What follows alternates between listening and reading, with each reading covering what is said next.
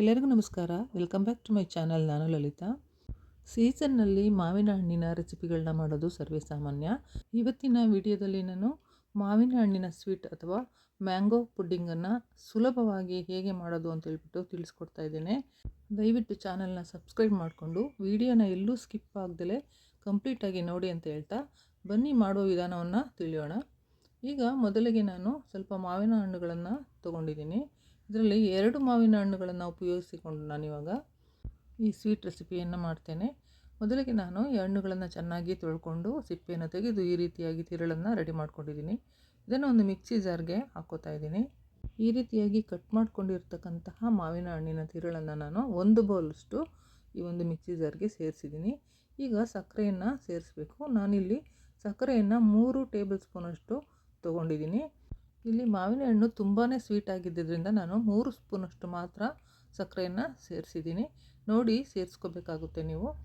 ಈಗ ಚೆನ್ನಾಗಿ ಇದು ರುಬ್ಬಿದೆ, ನೈಸ್ ಪೇಸ್ಟ್ ಆಗಿದೆ ನೋಡಿ, ಇಷ್ಟು ಚೆನ್ನಾಗಿ ಬಂದಿದೆ. ಮಾವಿನ ಹಣ್ಣಿನ ತಿರುಳನ್ನು ರುಬ್ಕೋಬೇಕಾದ್ರೆ ಯಾವುದೇ ಕಾರಣಕ್ಕೂ ನೀರು ಹಾಕಬಾರ್ದು.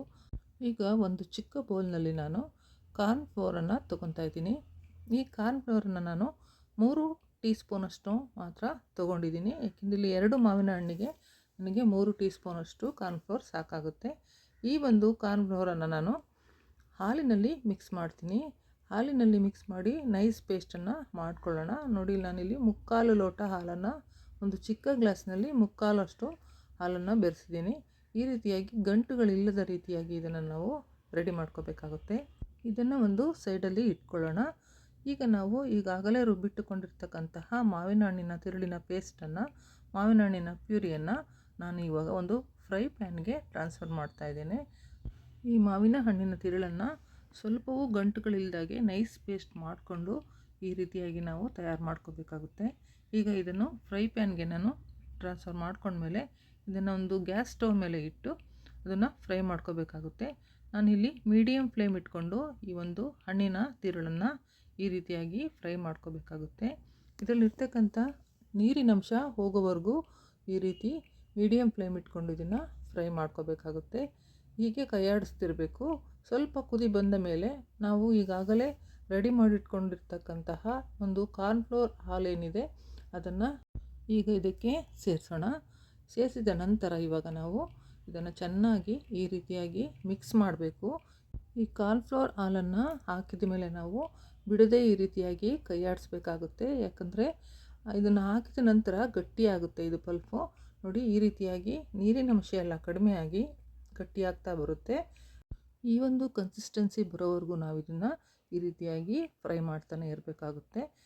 ಈಗ ಇದು ರೆಡಿ ಆಯಿತು. ಈಗ ಸ್ಟವ್ನ ಆಫ್ ಮಾಡಿಬಿಟ್ಟು ಇದನ್ನು ನಾನು ಒಂದು ಗಾಜಿನ ಬೌಲ್ಗೆ ಟ್ರಾನ್ಸ್ಫರ್ ಮಾಡ್ಕೊತಾ ಇದ್ದೀನಿ.